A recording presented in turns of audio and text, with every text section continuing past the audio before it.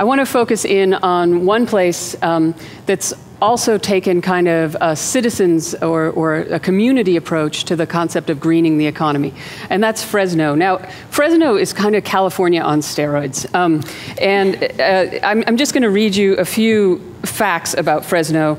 Since World War II, the city's population has grown 8 times. The land it covers has grown 12 times. I mean, that's like biological types of growth.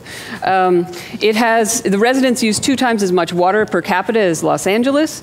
The chronic air pollution and agricultural pollen means that 1 in 3 Fresno County kids has asthma.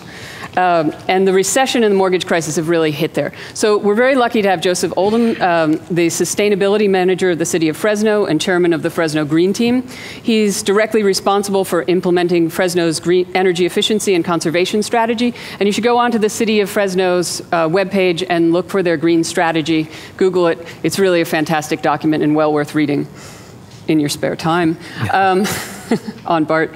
And previously he greened the fleet of Fresno.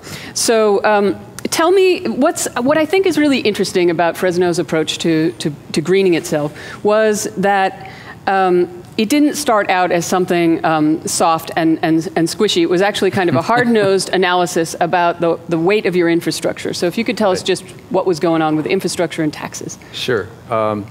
Well, Fresno for a long time has been plagued with high unemployment, low median income, chronic problems actually that date back to the end of World War II and actually sometime prior.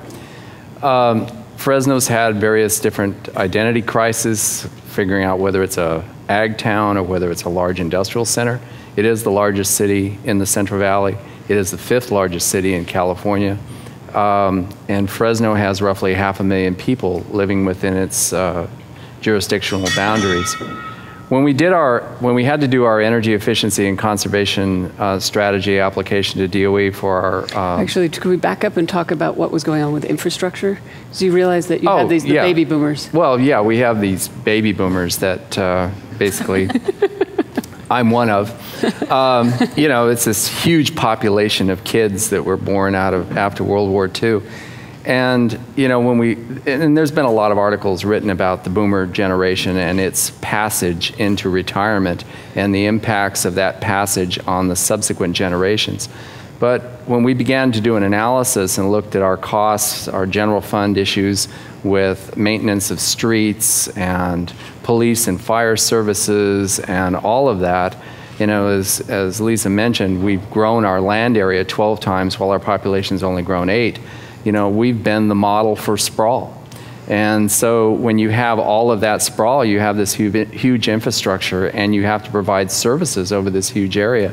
And most of those services are general funded. So with the passage of the boomer generation into retirement, you've got these follow-up generations that are smaller. So that means your tax base is smaller.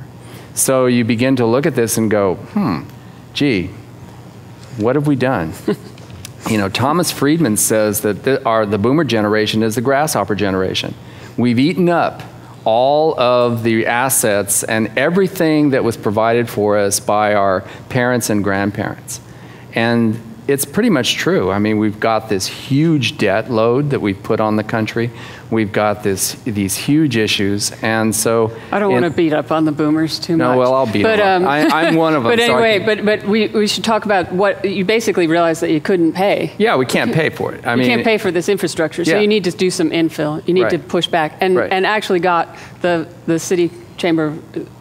Well, we actually agreed. We got others. The city of Fresno administration as well as our council to agree that one of our strategies or one of the programs that we would do with the $4.6 million that we got from DOE was to completely redo our development codes and our standards for development so that we could get away from the sprawl methodology that we've had since the 1950s.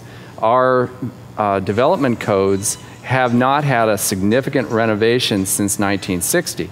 So all they really do, and our zoning ordinances, all they really do is promote sprawl. So if we want to do infill, if we want to do more compact development, we have to change all of that. And it's a massive undertaking, and it will take us at least 3 years, probably longer. So tell us a little bit about this energy thing, because the wild thing about Fresno is, like, you took this opportunity, everything was sort of, the mortgage crisis was happening, managed to get this through the city council that we're going to look and change the whole way that we've been thinking, change the way we've been developing since the 60s. And at the same time, you took this really radical approach to energy use among homes. Tell me a little bit about that. Well, we did analysis for our conservation application to DOE, and we found, using data from PG&E, that in 2007, the city of Fresno as a community spent roughly $750 million on electricity and natural gas. And for a city of our size, that was appalling to us. We said, my goodness, you know, couldn't we do something better with this money than spending it on energy? And then we looked at the CPUC goals for their strategic energy planning. And, you know, they have goals of 40% energy reduction from the built environment by 2020. We said, well, that may be a little bit too aggressive. How about if we ratchet it back to maybe 30%? What would that do? Well, that would be $225 million annually, using $2007 dollars, that would circulate in our economy if people weren't spending it on energy. Now, they're spending it anyway. They're paying their power bills, otherwise the city would be dark. So they're spending it, but we want them to spend it in a different way.